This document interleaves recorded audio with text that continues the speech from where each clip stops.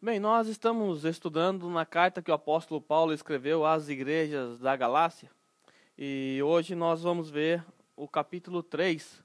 Eu quero ler com os irmãos do versículo 1 até o versículo 9. Então pegue a sua Bíblia, abra em Gálatas. Vocês já, como eu, estão carecas de saber que nós estamos estudando em Gálatas. Hoje nós estamos praticamente entrando na metade do livro. E nós leremos então o verso 1 até o verso 9. Hoje provavelmente eu deva permanecer no verso 1. Eu acho que nós não concluiremos até o verso 9, mas se eu ver que o tempo não vai cooperar, então eu vou continuar na próxima oportunidade que nós tivermos. Os irmãos encontraram? Gálatas 3, verso 1 a 9. O texto diz o seguinte: Ó Gálatas insensatos, quem os enfeitiçou? Não foi diante dos seus olhos que Jesus Cristo foi exposto como crucificado? Gostaria de saber apenas uma coisa: foi pela prática da lei que vocês receberam o Espírito ou pela fé naquilo que ouviram? Será que vocês são tão insensatos que, tendo começado pelo Espírito, querem agora se aperfeiçoar pelo esforço próprio? Será que foi inútil sofrerem tantas coisas? Se é que foi inútil. Aquele que lhes dá o seu Espírito e opera milagres entre vocês, realiza essas coisas pela prática da lei ou pela fé a qual receberam a palavra? Considerem o exemplo de Abraão. Ele creu em Deus, e isso lhe foi creditado como justiça. Estejam certos, portanto, de que os que são da fé, estes é que são filhos de Abraão. Prevendo as Escrituras que Deus justificaria os gentios pela fé, anunciou primeiro as boas novas a Abraão. Por meio de você, todas as nações serão abençoadas. Assim, os que são da fé são abençoados juntamente com Abraão, homem de fé. Os irmãos podem se assentar? No começo da nossa liturgia, nosso irmão Vitor falou a respeito da insensatez, né? A respeito de pessoas insensatas. E hoje exatamente nós falaremos sobre essa questão, a insensatez dos Gálatas. Nós veremos que o apóstolo Paulo, ele se dirige agora aos Gálatas e os chama de insensatos. Até o capítulo 1 e 2, que nós já estudamos, o apóstolo Paulo basicamente se preocupou em defender a sua autoridade apostólica, conforme nós já vimos. Nós vimos que era muito importante para ele se defender das acusações dos falsos mestres por amor à igreja da Galácia, para que a verdade do evangelho permanecesse com os crentes da Galácia. Nós já vimos isso. E nós vimos que ele teceu detalhes a respeito da sua vida pessoal, ele mostrou alguns relatos históricos e ele então se preocupou até então em provar a sua autoridade apostólica. Uma vez provada a sua autoridade apostólica, Paulo começa então a ensinar novamente os Gálatas a abordar a questão da doutrina da justificação, que nós começamos a estudar na semana passada. Então agora, no capítulo 3 em diante, Paulo se dirige aos Gálatas novamente, volta todo o seu foco à igreja da Galácia e ele começa com essa expressão: ó Gálatas insensatos, ou como algumas traduções, loucos. Então o apóstolo Paulo volta-se para os Gálatas e ele chegando. Como nós já sabemos, a carta que o apóstolo Paulo escreveu às igrejas da Galácia é a carta mais dura que nós temos no Novo Testamento. É a carta mais pessoal que nós encontramos, porque Paulo conhecia aqueles irmãos, Paulo fundou aquela igreja, e aquela igreja agora que ele tratava como que sendo seus filhinhos na fé, estavam se rebelando contra Deus, conforme nós vimos no capítulo 1, verso 6, eles estavam desertando do general, estavam virando as costas para Cristo, e Paulo, por amor àquela igreja, ele tem que corrigi-los, ele tem que tentar resolver essa situação, pois afinal, os meus filhos estão se perdendo. Então Paulo se dirige a essa igreja da Galácia de uma maneira dura, de uma maneira bem forte. E no sermão de hoje, nós vamos ver que Paulo vai provar a insensatez deles. Paulo não simplesmente os chama, vocês são insensatos e virou as costas para eles. Não, Paulo vai provar para eles de duas maneiras que eles são insensatos. A primeira maneira que Paulo vai usar para provar a insensatez dos Gálatas é a própria experiência pessoal que os Gálatas tiveram. Depois, a segunda maneira que Paulo vai provar a insensatez deles é através das Escrituras. Então, uma prova é a experiência pessoal e a outra prova é escriturística. Paulo usará esses dois argumentos nesse trecho do verso 1 ao 9 para provar a insensatez dos Gálatas. Bom, o que é uma pessoa insensata? Quando nós pensamos em alguém insensato, o que vem à nossa cabeça? O texto que o Vitor leu nessa manhã, ele diz que a pessoa insensata é aquela pessoa que constrói a casa sobre a areia. Então, uma pessoa insensata é alguém que não usa o senso, ela vai contra a lógica. Qualquer pessoa sabe que para construir uma casa é necessário um alicerce. Ninguém precisa ser mestre de obras, ninguém precisa ser engenheiro para saber disso. Todo mundo sabe. Mas o insensato não é aquele que faz as coisas por ignorância. O insensato não é aquele que constrói a casa sobre a areia porque ele não sabia que tinha que pôr um alicerce. O insensato é alguém que sabe que tem que pôr o alicerce, é muito lógico isso, e ele mesmo assim faz. Então o insensato se enquadra nessa questão. Jesus mesmo disse, aqueles que ouvem as minhas palavras, ou seja, não é que você não desconhece, não é que você é ignorante, não sabe, você ouviu. Agora, se você não pratica, você é insensato. Então o insensato não tem a ver com o desconhecimento ou a ignorância dos fatos. Tem a ver com você conhecer os fatos, conhecer a razão das coisas existir e você não fazer aquilo conforme o senso, né? Então nós vamos ver que Paulo vai provar isso para eles. Paulo não chamará eles de ignorantes, de burros ou de desconhecidos da verdade, porque eles conheciam a verdade pelo próprio apóstolo.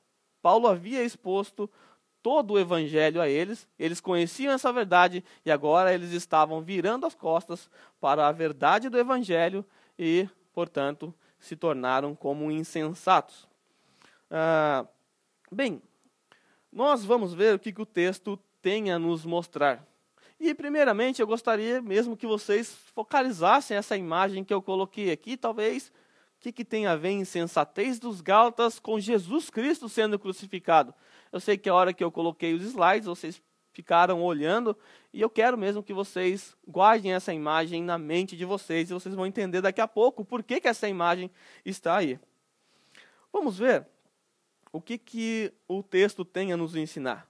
No verso 1, e talvez será o verso que nós meditaremos nessa manhã, começa dizendo, ó Gálatas insensatos, conforme nós já vimos. Eu gostaria para reforçar a ideia da insensatez, para que você entenda o que é uma pessoa insensata, eu gostaria de dar mais 2 exemplos escriturísticos a respeito de insensatez. Se você abrir a Bíblia em Provérbios, você vai ver que a palavra insensato ela está por toda a parte do livro. Mas eu não vou citar provérbio, eu vou citar o trecho de Gênesis, capítulo 31, versículo 22 em diante. Não precisa abrir, apenas ouça que eu vou reproduzir com as minhas próprias palavras a história que você já conhece por ler as Escrituras. Havia Jacó, Labão era seu sogro, Jacó estava casada com as filhas de Labão. De repente, por uma questão, Jacó resolveu levar as filhas de Labão, seu sogro, escondido, fugiu com as filhas, levando alguns servos. Labão, ao descobrir isso, ficou irado. Levou as minhas filhas na espreita da noite, não me comunicou nada, ficou irado e certamente ele ia fazer algum dano. Então ele levantou-se e foi atrás de Jacó para resolver a situação. E não era resolver na amizade. E o texto diz assim, 3 dias depois, Labão foi informado que Jacó tinha fugido, tomando consigo os homens de sua família. Ele perseguiu Jacó por 7 dias e o alcançou no monte Gileade. Então, de noite, Deus veio em sonho a Labão, o arameu, e o advertiu, cuidado, não diga nada a Jacó, nem lhe faças promessas nem ameaças. Labão alcançou Jacó, que estava acampado nos montes Gileade. Então Labão e os homens se acamparam ali também. Agora Labão chega até Jacó e diz o seguinte: o que foi que você fez? Então nós vamos perceber que da ótica de Labão, não vamos entrar em questão se Jacó estava certo ou não, não é a ideia essa, mas a ideia é vocês entenderem o uso da palavra insensato. Labão, ele olha para Jacó e vai chamar ele de insensato. Olha o que ele diz: o que foi que você fez? Não só me enganou, como também raptou minhas filhas, como se fossem prisioneiras de guerra. Por que você me enganou? Fugindo em segredo, sem avisar-me, eu teria celebrado a sua partida com alegria e cantos ao som de tamborins e das harpas. Você sequer deixou beijar meus netos e minhas filhas para despedir-me deles. Você foi insensato, pois tenho poder para prejudicá-lo. Bom, por que na ótica de Labão, Jacó foi insensato? Veja, ele diz: eu tenho poder para prejudicá-los. Jacó conhecia muito bem o poderio que Labão tinha, conhecia a força de Labão. E agir dessa maneira o coloca como um insensato. Olha o que ele fez. Ele fugiu, sequestrando as filhas de Labão, não levou os netos para se despedir do avô, fugiu, levando alguns homens, levou as mulheres como se fossem prisioneiras de guerra. Então, Labão, olha, você agiu como um insensato. Porque alguém que tivesse o senso no lugar, teria trazido as netas para me abraçar, beijá-los, eu faria uma festa para você, eu não ia de maneira nenhuma prejudicar você, mas você agiu contra o bom senso. Então, a palavra sensato, insensato, ela tem a ver com isso, você ter conhecimento dos fatos, e você não praticar. Não tem a ver com você ser ignorante dos fatos e não praticar. A pessoa que não conhece os fatos é outro termo que você dá, mas não insensato. Outro texto bíblico que nós temos do uso da expressão insensato se encontra em 1 Samuel 25, 23 em diante. Davi enviou alguns homens até a casa de Nabal, ele havia algum interesse. O rei Davi envia homens e Nabal simplesmente despreza os soldados do rei Davi. Davi ficou irado. E Davi montou a cavalaria e foi até a casa de Nabal. E o rei tem poder de morte, né? De vida e morte. Está na mão do rei. Então, quando Davi está se aproximando da casa de Nabal, Abigail, esposa de Nabal, viu Davi chegando. O que ela fez? Ela desceu depressa do jumento, prostrou-se perante Davi, rosto em terra, caiu aos seus pés e disse: meu senhor, a culpa é toda minha. Por favor, permita-me que tua serva fale. Ouve o que ela tem a dizer. Meu senhor, não deis atenção àquele homem mau, Nabal, o próprio marido dela. Ele é insensato conforme o significado do seu nome, e a insensatez o acompanha. Contudo, eu, tua serva, não vi os rapazes que o Senhor enviou. Uma pessoa sensata, o que ela faria? O rei está chegando na sua casa, através dos seus soldados. Uma pessoa sensata, conhecendo o poderio que o rei tem, poder de vida ou morte, faria o quê? Entra, rei. É um prazer ter o rei em minha casa, ter os soldados do rei, olha que prazer. Nabal não, Nabal bateu a porta na cara dos soldados. E Davi, então, ao chegar diante da esposa de Nabal, ela diz que Nabal foi insensato por agir dessa maneira. Então, os gálatas também estavam agindo de maneira insensata, por quê? Porque eles receberam o evangelho de Paulo e eles não estavam agindo conforme o evangelho. Na verdade, eles estavam retrocedendo. E Paulo, então, os chama de insensato. E é dessa maneira que o capítulo 3 começa nessa manhã. Dentro do texto, o apóstolo Paulo diz o seguinte: quem os enfeitiçou? Porque era inacreditável que pessoas que receberam o evangelho das mãos do apóstolo Paulo, pessoas que viram alguns milagres que foram realizados diante das vistas deles, era inacreditável que essas pessoas que foram justificadas mediante a fé somente em Cristo, de repente estivesse voltando, retrocedendo, estivesse retornando à obediência da lei. Paulo diz: quem os enfeitiçou? É como se alguém tivesse lançado um feitiço, essa é a expressão que o apóstolo Paulo usa. É como se alguém tivesse feito alguma magia e eles, de repente, as suas vistas ficaram cegas. Eles não conseguiam ver aquilo que estava tão claro e tão óbvio na frente dele. Nós não sabemos por que Paulo usou essa expressão, se Paulo está se referindo a algum encantamento, ou se está se referindo a Satanás que os enfeitiçou. Não temos condições para saber, porque Paulo não teceu detalhe, mas isso não importa. O que importa é que Paulo se dirige a eles e fala, é como se vocês estivessem enfeitiçados. É como se um feitiço tivesse caído entre vocês, a ponto de vocês não enxergar a verdade, e agora vocês se tornaram insensatos.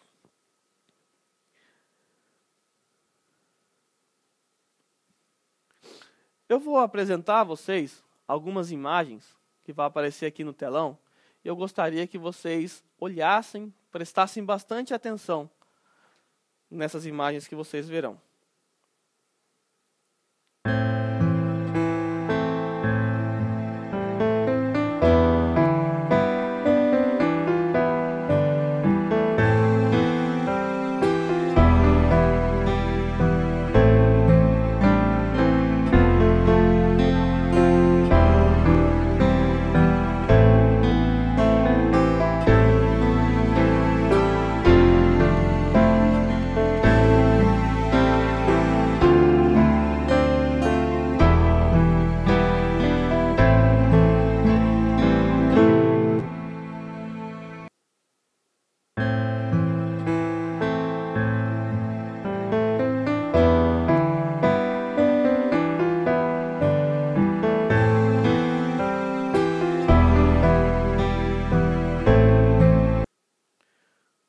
O que você pensa quando vê essas imagens?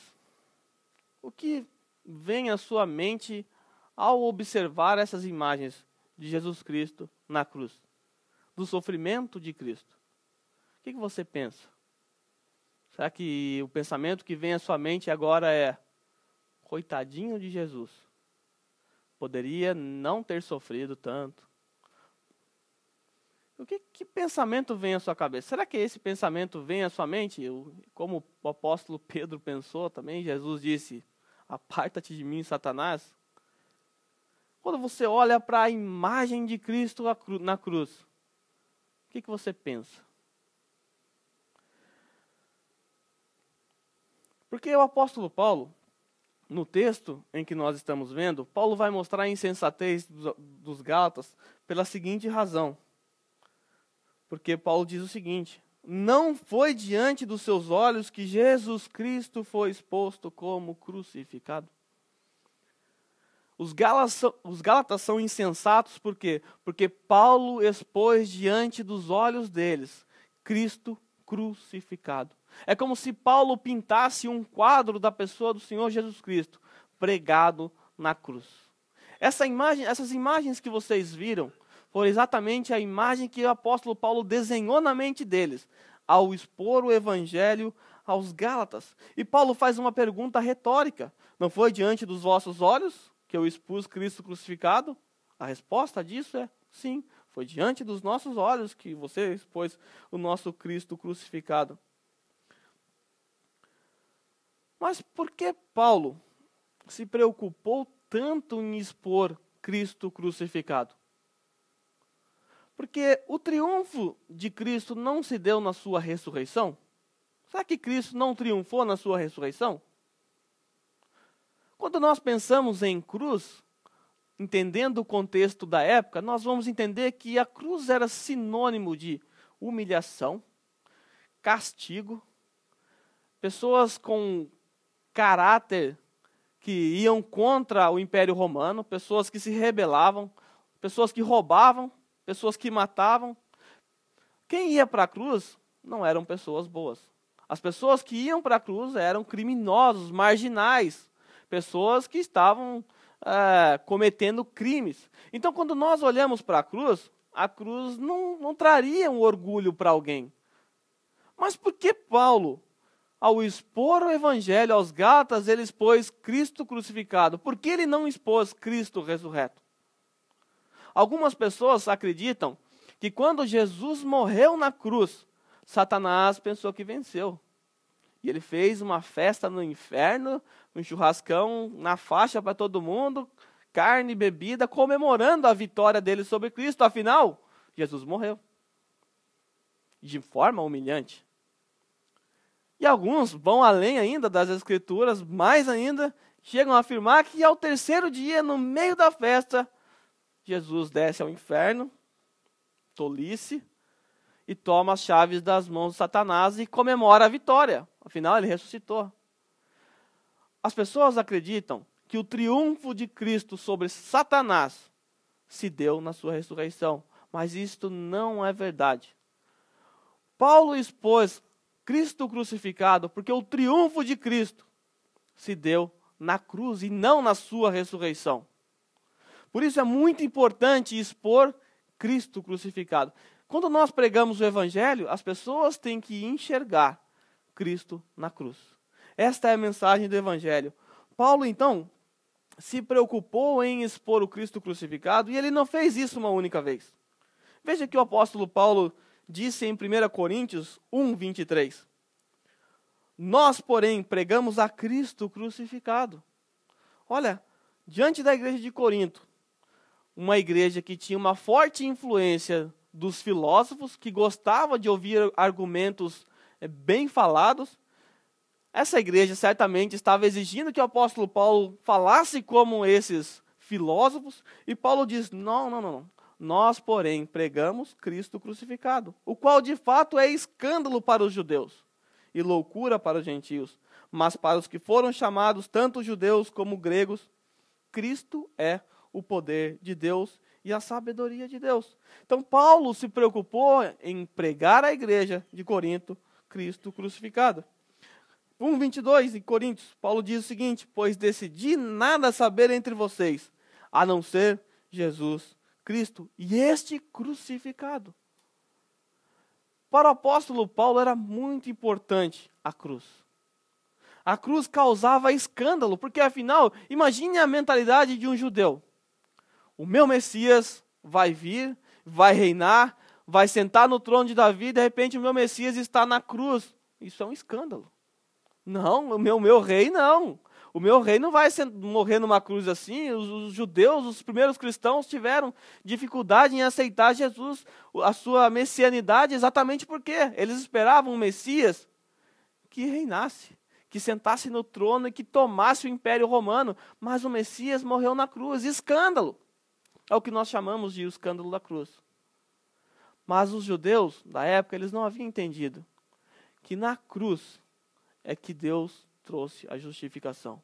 Foi na cruz que a justiça de Deus foi saciada, não foi na ressurreição.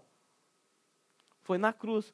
A cruz é o local onde todos os nossos pecados foram lançados em Cristo, não foi na sua ressurreição. A cruz, conforme nós veremos no próximo estudo, a cruz era sinônimo de maldição. O apóstolo Paulo vai dizer, citando Deuteronômio, que maldito todo aquele que for pendurado no madeiro. A cruz é sinônimo de maldição. Só que para nós cristãos, a cruz é sinônimo de triunfo.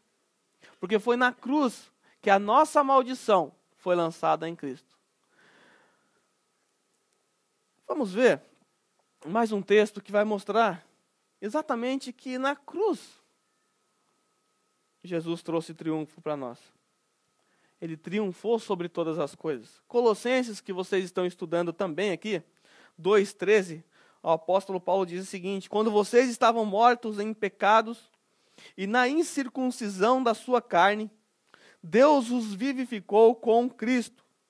Ele nos perdoou todas as transgressões e cancelou a escrita de dívida que consistia em ordenanças, que nos eram contrárias. Ele as removeu, pregando-a na cruz. E tendo despojado os poderes e as autoridades, está falando de quem? Dos poderes do mal. Fez deles um espetáculo público, triunfando sobre eles na sua ressurreição, na cruz. O triunfo de Cristo foi na cruz. Cristo triunfou sobre Satanás, na cruz ele perdoou as nossas transgressões, na cruz ele cancelou toda a dívida que era contrária a nós. Na verdade, a lei, ela é uma sentença de dívida contra nós. Quando nós lemos a lei de Moisés, a lei o tempo inteiro aponta para nós como acusados, como pessoas que merecem ser crucificada, ou seja, merece ser considerada como maldita. Por quê? Porque nós, mediante a lei, quebramos toda a lei. Nós quebramos toda a lei de Deus e ao olhar para a lei aponta para nós. Mas na cruz, toda a dívida que consistia em ordenança, que nos eram contrárias, foi removido, pregado na cruz, tendo despojado os poderes e as autoridades. O triunfo de Cristo se deu na cruz. A cruz é muito importante para nós. A cruz é muito importante para o cristianismo. Mas, infelizmente, hoje, as igrejas estão vivendo um cristianismo sem cruz. As pessoas estão removendo a cruz de Cristo da pregação. Aliás, estão removendo o próprio Cristo. Quem dirá a cruz? Talvez você que veio do mesmo local que eu, alguns, ou você que veio de outra denominação, você talvez já se cansou de ouvir mensagens em que a pessoa do Senhor Jesus Cristo não aparece uma única vez. Você já está acostumado a ouvir, no seu tempo passado, você já ouviu muito isso, muitas mensagens moralistas. Você tem que pagar os seus impostos, você tem que ser uma vida digna, você tem que ter comunhão com os seus irmãos, você tem que fazer isso. E a cruz de Cristo nunca entra na mensagem dessa pessoa. Isso é puro moralismo. Uma mensagem sem a cruz de Cristo é uma mensagem moralista. Então, cuidado para que você não seja moralista. Eu devo cuidar para que eu não me torne um moralista, porque o dia que eu subir aqui e não apresentar Cristo para vocês, certamente eu estou sendo um moralista. Eu não estou sendo fiel ao Evangelho. Charles Spurgeon, certa vez, disse que assim como todas as ruas levam a Roma, assim toda a Escritura nos leva a Cristo. Portanto, quando você abre um texto do Antigo Testamento, o Antigo Testamento não é a Escritura dos judeus, conforme alguns pensam. A Escritura, toda a Escritura é a Escritura dos cristãos. Portanto, você tem que encontrar Cristo no Antigo Testamento, porque todos os textos, todos os salmos, todos os profetas apontam para Cristo. Se você não leu, não entendeu Cristo, não achou Cristo, leia até encontrar. Todos os caminhos levam a Roma, todos os textos levam a Jesus, toda a Escritura aponta para Jesus. Mas hoje, conforme eu disse, a cruz de Cristo, ela não tem sido pregada por aí. E nós acompanhamos, e eu vi isso pelo Facebook, uma postagem que dizia que o número de evangélicos no Brasil cresceu de uma maneira surpreendente, triplicou nos últimos 10 anos. E tal pessoa comemorava. Mas, olhando para a condição da igreja atual, eu não vejo nenhuma razão para comemorar. Na verdade, esse crescimento ele é trágico.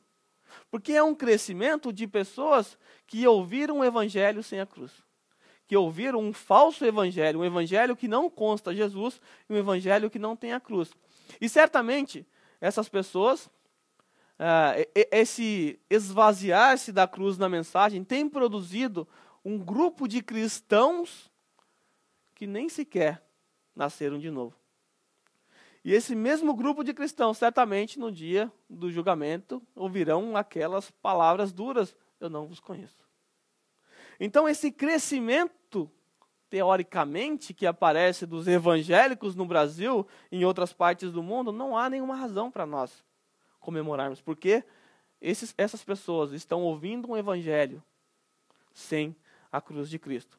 A cruz de Cristo é importante, porque, veja o seguinte, veja que o apóstolo Paulo diz a respeito da cruz.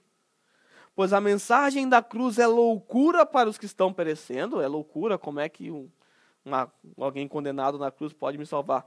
Mas para nós que estamos sendo salvos, é poder de Deus. A cruz é o poder de Deus. Portanto, se você remove a cruz de Cristo do evangelho, você simplesmente está removendo Deus e o seu poder. A eficácia do evangelho está na cruz de Cristo. Portanto, uma mensagem sem a cruz de Cristo nem é um evangelho e também não tem poder. E um evangelho sem o poder de Deus produz pessoas vazias, pessoas sem um novo nascimento.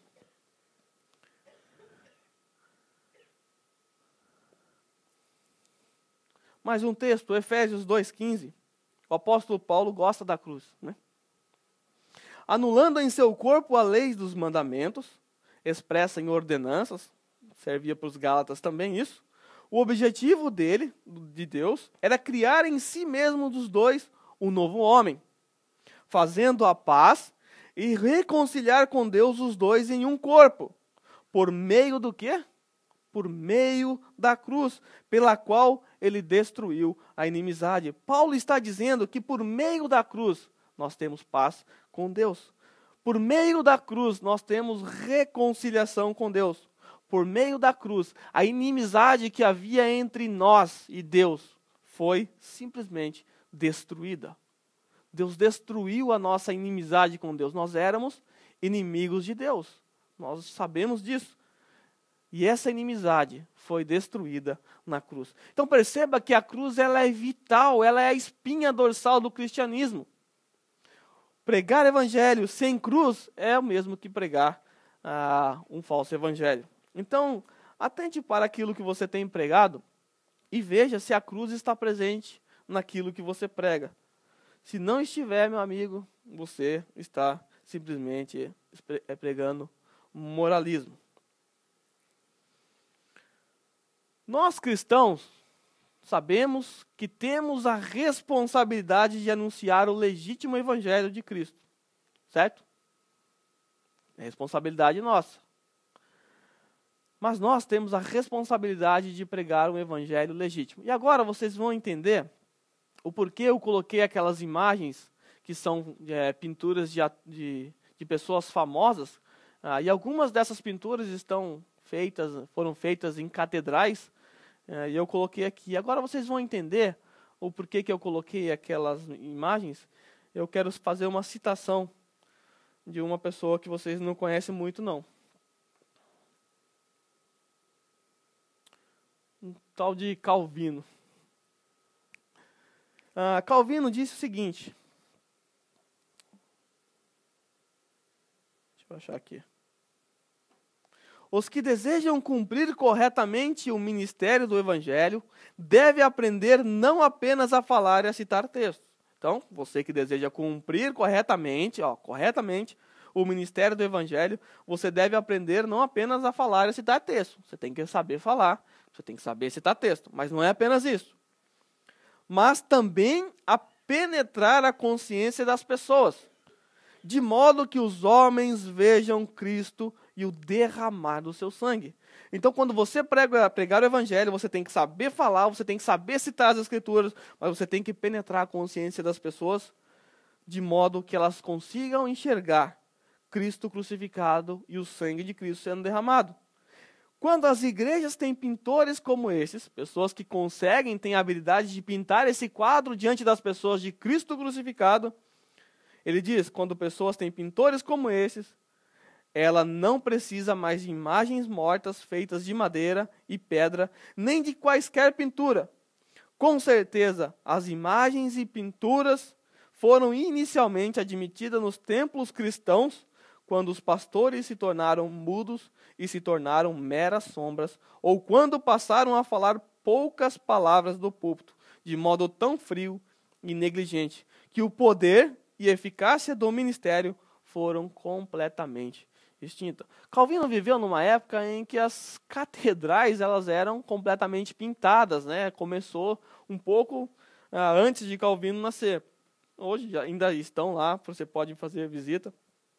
E ele diz que aquelas pinturas só foram necessárias porque as pessoas que subiam ao púlpito pregavam sem vida, pregavam de maneira fria, de maneira negligente e sem poder. E por quê? Porque essas pessoas não conseguiam, com suas palavras, pintar na mente das pessoas o Cristo crucificado. Então passaram a criar imagens de madeira, imagens de escultura, e passaram a pintar esses quadros nos tetos, nas paredes, nos vitrais.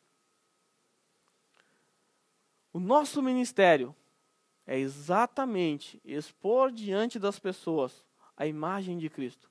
Quando nós anunciarmos o Evangelho, as pessoas devem ouvir as gotas do sangue de Cristo caindo sobre o chão. As pessoas devem ouvir o soar de cada martelada nos cravos. As pessoas devem ouvir as zombações das pessoas que estavam em volta. As pessoas devem visualizar a cruz de Cristo. Enquanto a pessoa que está ouvindo o Evangelho que você prega, que eu pregar, ela não vislumbrar a cruz de Cristo, o sofrimento de Cristo, ela não vai entender a razão do sacrifício, a razão da morte de Cristo. Conclusão, o que nós aprendemos hoje com esse apenas um versículo que nós ouvimos nessa manhã? A primeira coisa que nós aprendemos é que Paulo não pensou duas vezes em exortar os irmãos da Galácia. Por que o apóstolo Paulo fez isso? Porque Paulo amava aquelas pessoas.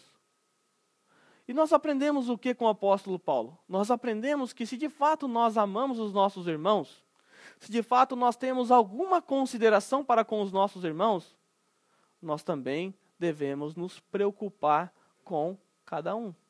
Nós devemos exortar também os nossos irmãos. Certamente, Gálatas, a igreja da Galácia, não deve ter gostado de ter tomado uma dura dessa. Mas foi muito importante para ele. Eu tenho visto entre nós que nós temos dificuldades de exortar as pessoas quando elas estão no erro. Nós já tivemos experiências de pessoas que ficaram aqui entre nós, começaram a agir de maneira insensata, e às vezes os comentários ficavam entre nós, mas nunca nós tivemos coragem de chegar na pessoa e mostrar a insensatez dela. Será que nós, ao fazer isso, não estamos sendo insensatos também? Porque nós conhecemos a verdade, nós sabemos que nós temos que chegar nessas pessoas, corrigi-las, é o nosso ministério, e nós não fazemos, também somos insensatos. E nós ficamos apontando para a insensatez, sendo também nós insensatos. A primeira coisa que nós aprendemos com Paulo é, por amor à igreja de Cristo, por amor aos irmãos, às vezes se faz necessário corrigir. Às vezes não precisa chegar tão duro assim, mas às vezes é preciso. Cada situação exige uma maneira de você chegar, mas o importante é nós corrigirmos uns aos outros. Eu preciso da correção de vocês. E vocês certamente precisam da minha correção. Cada um aqui precisa um do outro para ser corrigido. É o meio de graça que o Senhor nos deixou. Então, a primeira coisa que nós aprendemos com o apóstolo Paulo nessa manhã. Deixa eu voltar para o versículo 1 aqui.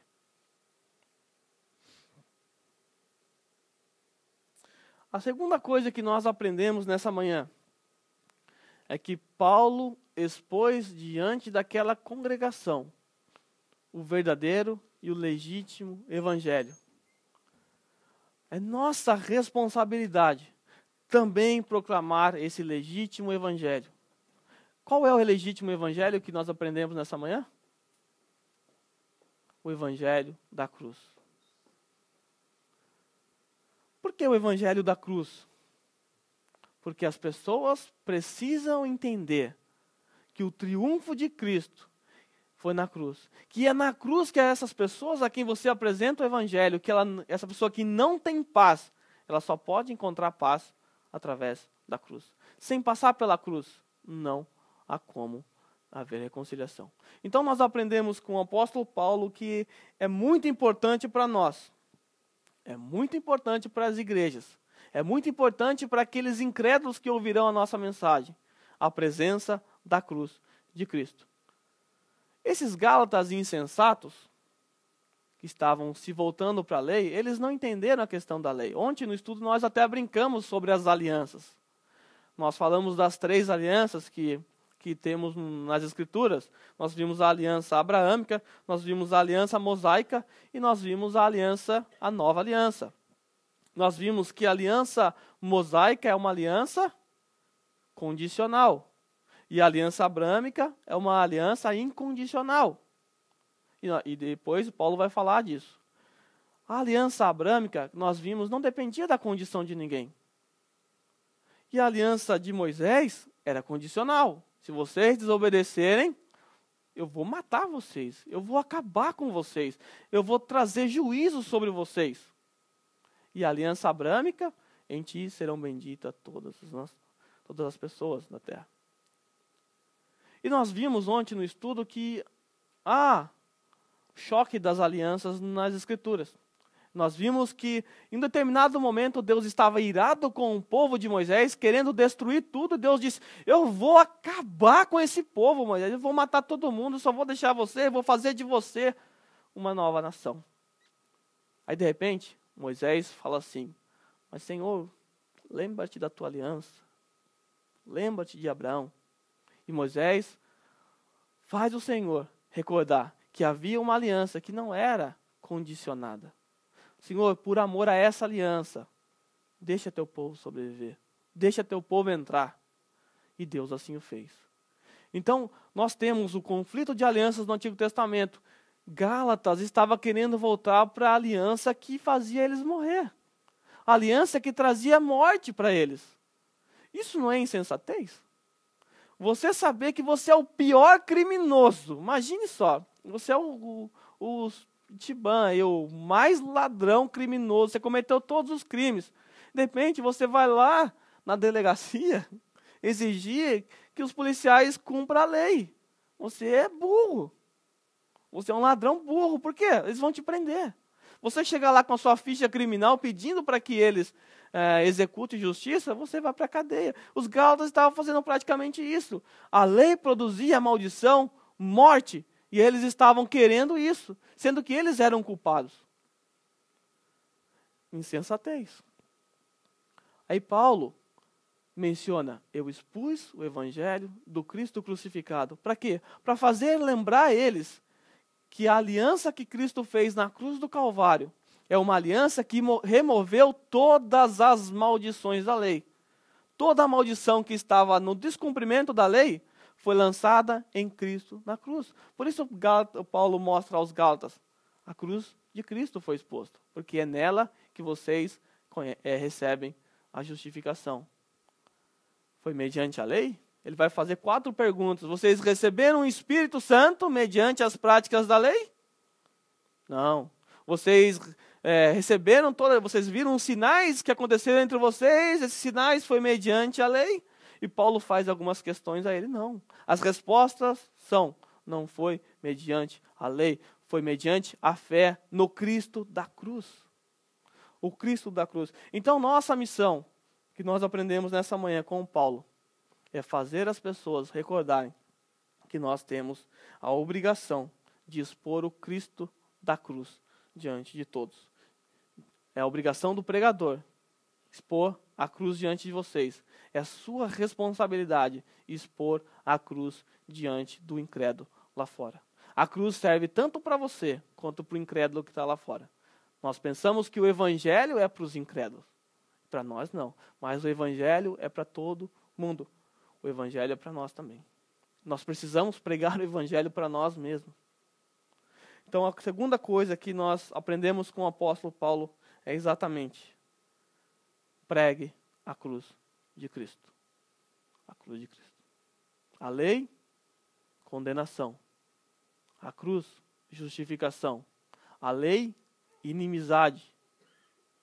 A cruz, reconciliação. A lei, escravidão. A cruz, redenção. E por aí vai. Querer voltar para a cruz, para a lei, é tiro no pé. Vamos nos colocar em pé? E eu acho que, por nós recebermos essas verdades do Senhor, nós temos muito que agradecer, pois afinal, todas as maldições da lei que deveria recair sobre nós, foi lançada na cruz de Cristo. Vamos agradecer a Deus por cada gota de sangue que foi pingado, que foi derramado naquela cruz. Porque por cada gota de sangue você foi justificado. O Velho Testamento exigia sacrifícios de animais. Jesus foi o perfeito sacrifício na cruz para remover toda a ira de Deus, para remover todos os nossos pecados e nos apresentar justos diante de Deus. Então eu acho que você tem alguma razão para agradecer a Deus nessa manhã. Talvez você viu a imagem da cruz e você sentiu pena de Jesus. Se você teve esse sentimento, você está perdido, porque você deveria ter pena de você. É pena de você, você deveria olhar para si mesmo e se ver naquela cruz. Porque Cristo representou você ali. Então, não é coitado dele, era coitado de mim, porque se não fosse ele, era eu que deveria estar ali, recebendo toda a ira de Deus. Não era meramente uma morte física que Jesus sofreu. Foi a morte eterna que estava pairando sobre as nossas cabeças. Temos motivos ou não para agradecer ao Senhor? Eu acho que temos.